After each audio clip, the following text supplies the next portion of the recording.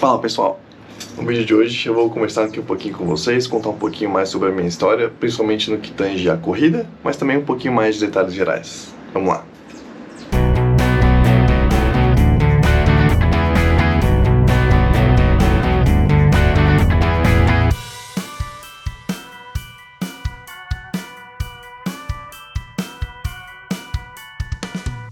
Bom, a corrida só entrou na minha vida com 27 anos, em 2019, mas para poder pintar um quadro completo disso, precisamos voltar lá para a década de 90, na minha infância. Bom, sempre fui uma criança, adolescente, muito magro, e eu não gostava nem um pouco daquela aparência que para mim parecia meio frágil, assim, né? Bem fininho, bem magrinho, sem musculatura. E eu me lembro do episódio, quando eu tava indo com alguns dos meus pais pro colégio, eu era criança, caminhando com eles pra lá, e eu vi um adolescente, um jovem adulto, na época, que tava com uma regata, e ele já tinha um porte um pouquinho maior, uma pessoa um pouco mais musculosa, assim. Eu lembro de admirar aquilo e perguntar pros meus pais se eu conseguiria chegar daquele jeito, né? Poderia ser daquele jeito algum dia no futuro. Mas me marcou aquilo de eu ter percebido alguém assim e cogitar a possibilidade de poder ser assim eu mesmo, né? Então é algo que já vem, assim, de mim desde lá de trás. Eu lembro que eu aguardava ansiosamente completar 14 ou 15 anos, que era a idade mínima para poder entrar na academia, para começar esse meu processo de transformação corporal que eu queria ter, né? Então quando o dia finalmente chegou, eu comecei para academia. Era uma academia que minha mãe treinava, de um profissional que ela já conhecia. Bom, a primeira coisa que eu fiz quando cheguei lá foi uma avaliação física. Eu não lembro certinho os números, mas eu tinha algo perto de 1,70 m, 1,71 m, com 50 e poucos quilos, acho que mais perto de 50 do que de 60, e 6% de gordura. Então eu lembro que a pessoa que fez a avaliação comentou que era um percentual de gordura de jogador de futebol. Então não dá pra vocês terem uma ideia de quão magro eu era. Na época, a informação sobre nutricionismo, musculação, hipertrofia, enfim, não eram tão boas quanto eram hoje. Eu gostava muito de pesquisar as coisas e aprender as coisas sozinho, então na época eu lia muita coisa online, fui muito atrás disso. E eu aprendi bastante coisas que acho que me ajudaram a chegar onde eu cheguei, mas que foi através de um caminho tortuoso. Várias das coisas que eu absorvi naquela idade eu não acho que eram saudáveis, né? Então, enfim, eu fazia dietas absurdas focadas em frango e batata doce. Hoje eu não posso ver batata doce de nenhuma forma, que simplesmente não desce, tanto que eu me forçava a comer isso lá atrás.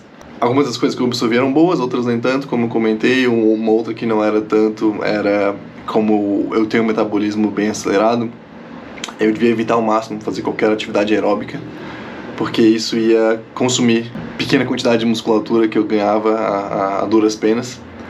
E apesar disso não ser inteiramente mentira, de fato, a pessoa que consome muitas calorias e gasta ainda mais em atividade tende a consumir um músculo, né? Contanto que ela não coloque quantidade de calorias para dentro o suficiente, né? Enfim, eu, a partir daquele momento, tomei como um mantra de evitar qualquer atividade que fosse aeróbica, principalmente a corrida, para não perder meus ganhos, né? Enfim, então eu passei a detestar qualquer coisa que envolvesse correr. Eu ainda praticava os esportes do colégio, que eu era até obrigado pela educação física, mas sempre ficava aquele negocinho na minha cabeça, assim, que eu tava ali perdendo, né, os meus ganhos, né, o meu trabalho com aquilo, e sempre saía dali querendo comer rápido, querendo comer bastante, enfim, toda uma situação não saudável para um jovem adolescente, com certeza que eu não recomendo, né? Se você tá nessa situação de ser uma pessoa magra e que tá buscando ganhar mais massa, eu diria para não entrar em nenhuma noia nesse sentido, ir com calma e de boa. E principalmente conforme você vai ficando mais velho, o metabolismo vai desacelerando e as coisas vão ficando possíveis, né? E com certeza, antes de tudo, procure um profissional da nutrição, coisa que eu não fiz até pouquíssimos anos atrás. Então, aprenda com os meus erros. Bom, vamos voltar a falar da academia, mas antes vamos ir para a sala que agora meu café acabou. Continuando, eu então segui na academia, tive ganhos que eu considero expressivos, principalmente considerando da onde eu saí. Nada, claro, que dê para eu competir no mundo de bodybuilding aí, mas suficiente para chegar numa situação que eu considero satisfatória. Ao longo dessa trajetória toda não foi com certeza uma linha linear, né, uma ascensão linear. Eu tive altos e baixos, eu tive momentos de mais dedicação, mais foco, momentos onde eu parei completamente, principalmente para estudar no terceirão, para estudar para o vestibular. Mas eu nunca fiquei muito tempo longe, seja indo na academia mesmo ou fazendo alguma atividade envolvendo o peso do meu corpo, no parque, alguma coisa assim, mas eu sempre busquei de alguma forma estar ativo. Então eu sempre tive isso de evitar cardio ao máximo, até que em 2019, minha namorada, que sempre gostou muito do mundo da corrida e acompanhava isso de perto, apesar de não correr, me chamou para assistir a chegada da Maratona Internacional de Florianópolis, porque ela estava acompanhando na época o Gustavo Maia, do programa Fôlego, na jornada dele de buscar o índice para Boston, né? Para quem não sabe, Boston é a maratona mais antiga do mundo, se eu não me engano, e é uma das 6 majors, são as 6 maiores maratonas que tem. Não basta se inscrever para participar da maratona, você tem que merecer, digamos assim, né? Então, para poder se inscrever na prova, você tem que ter feito o Qualify, que é basicamente por gênero e por categorias de idade, fazer um tempo específico na prova, em outra maratona, para te qualificar para poder correr Boston. Então, o Gustavo estava atrás dessa jornada. A prova aqui de Florianópolis era uma que ele estava tentando para conseguir esse índice. E aí a gente foi lá assistir, né? Ela acompanhava ele, queria ver e tal. Fomos lá, assistindo essa chegada da maratona, alguma coisa mexeu ali dentro de mim, tá? A ver a emoção, não só dos atletas chegando no final, depois daqueles longos 42 quilômetros, mas da torcida, dos familiares, todo mundo acompanhando aquilo. E alguma coisa ali dentro de mim mexeu naquele momento e aquele absurdo de fazer corrida, de praticar um esporte com atividades mais aeróbicas, deixou de ser tão absurdo para mim e eu comecei a ficar um pouquinho mais aberto, aos poucos, né? Não foi assim logo de cara, mas alguma coisa mudou ali. A partir dali não demorou muito tempo para eu começar a fazer perguntas para ela aqui e ali sobre esse mundo da corrida, o que ela conhecia, youtubers que ela acompanhava. E foi questão de tempo para eu convencer ela a gente ir na pista de atletismo aqui da UFSC. Na época eu peguei um tênis que eu tinha aqui, que eu nem sabia que tinha nome, mas ela falou que era um bom tênis de corrida, tá aqui, ainda tenho ele. Pegasus 34. Hoje eu não uso ele mais para correr, só para ir na academia. Mas a gente foi ali na pista, a gente fez uns exercícios de aquecimento que ela conhecia ali, uns educativos, e a gente quis fazer um teste, que era correr o máximo que a gente pudesse, 1 km. Mais rápido possível, para ver como é que tá o tempo, né, e ter uma noção de pace, né? Na época, um conceito novo para mim. Para quem não sabe, está acompanhando aqui, pace é o tempo que demora para fazer 1 km, né? Então, se você demorou 6 minutos para fazer 1 km, foi um pace de 6 minutos por quilômetro. Eu lembro que na época eu estava usando um relógio analógico ainda, para só cronometrar mesmo isso. E a gente foi na pista lá, deu as 2 voltas e meia. E eu dei meu máximo, assim, eu acabei exausto. E eu lembro até hoje que eu demorei 5 minutos e 38 segundos para fazer 1 km. E aí, depois, conversando com ela, eu coloquei isso em perspectiva com o que o Gustavo Maia tinha que fazer para conseguir o índice de Boston dele. Eu não lembro certinho se ele estava para fazer 3 horas ou 3:05, eu acho que era 3:05.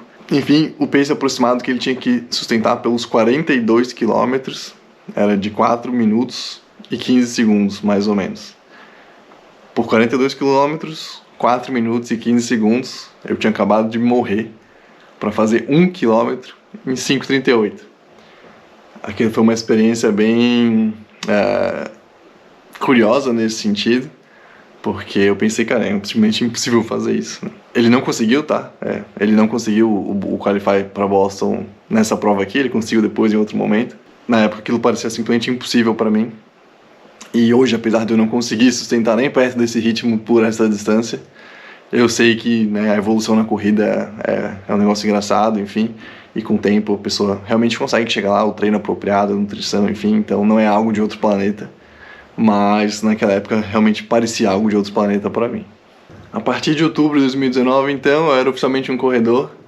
Na época eu fazia treinos sugeridos pelo relógio do Polar, dá pra chegar lá no Polar Flow e dizer que tal data eu tenho uma prova de tal distância e eles montam um programa de plano pra ti, é bem interessante, principalmente pra quem tá começando.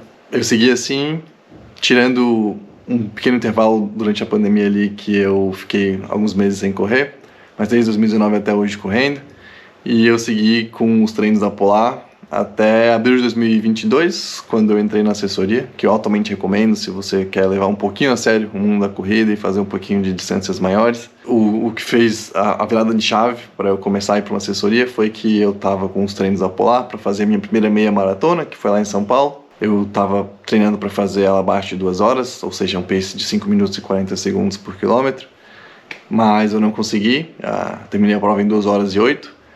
O trajeto lá era bem brabo, tinha bastante descidas e subidas dentro dos túneis da cidade. Quem conhece São Paulo sabe como é que é.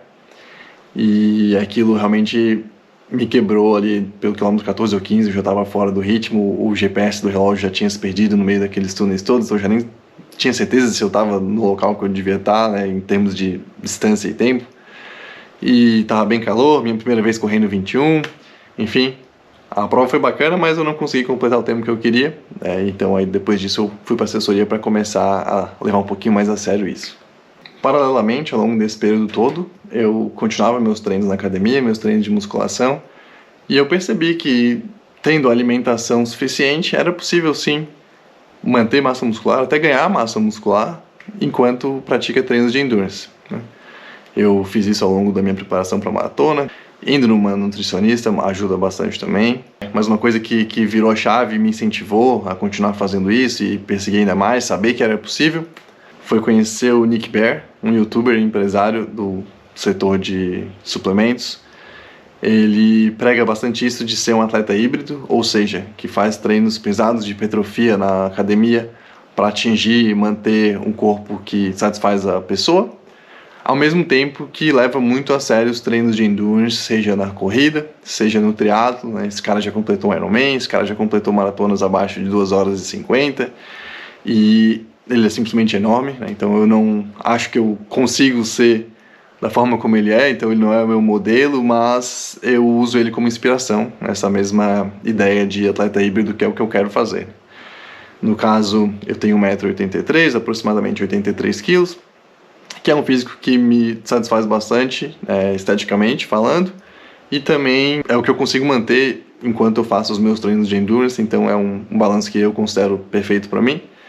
Não quero sair muito disso, seja para mais ou para menos, e é algo que é bacana porque me permite comer pra caramba. E agora, para dar uma noção para vocês um pouquinho mais das provas que eu já fiz, as distâncias, os tempos, vamos ali no quadro de medalhas. Bom, aqui o quadro de medalhas, esse aqui na direita são as minhas, esse aqui da minha namorada, então vamos focar aqui. Elas são divididas por distância, então essas 5 medalhas aqui, 5 km, essas 3 aqui, 10, 5 medalhas aqui de 21 e aqui 42. A minha primeira prova de corrida foi 10K, foi esse aqui.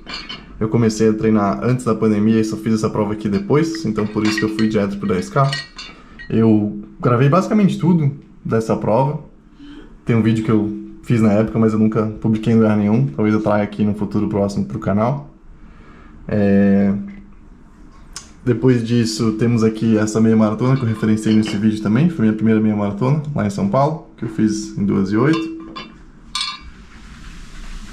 Temos aqui a medalha mais importante para mim até hoje, 42, que eu fiz em agosto agora, de 2023. Essa prova é o mesmo evento que me fez começar a correr. É onde o Gustavo Maia estava tentando conseguir o Qualify de Boston em 2019.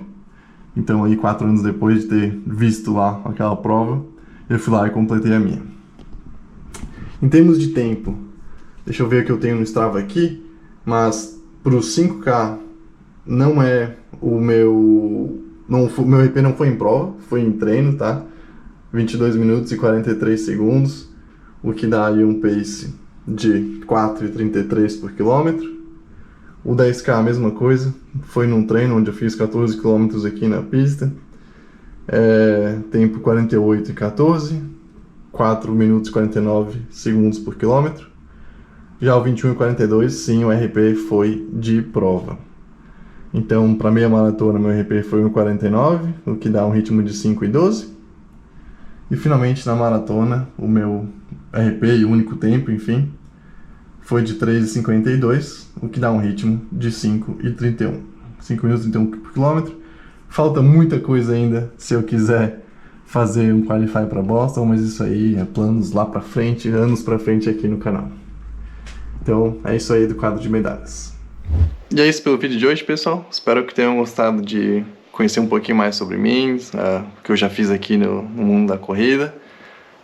Fiquem aqui para acompanhar o que vai ser feito daqui para frente, especialmente aí até a Maratona Olímpica, que vai acontecer em agosto de 2024, lá em Paris, vai ser bem bacana. Não esqueçam de deixar o like aí, seguir o canal e também nova página no Instagram, mauricio.run, caso queira acompanhar um pouquinho mais de perto aí os treinos do dia a dia. Valeu, pessoal, até a próxima.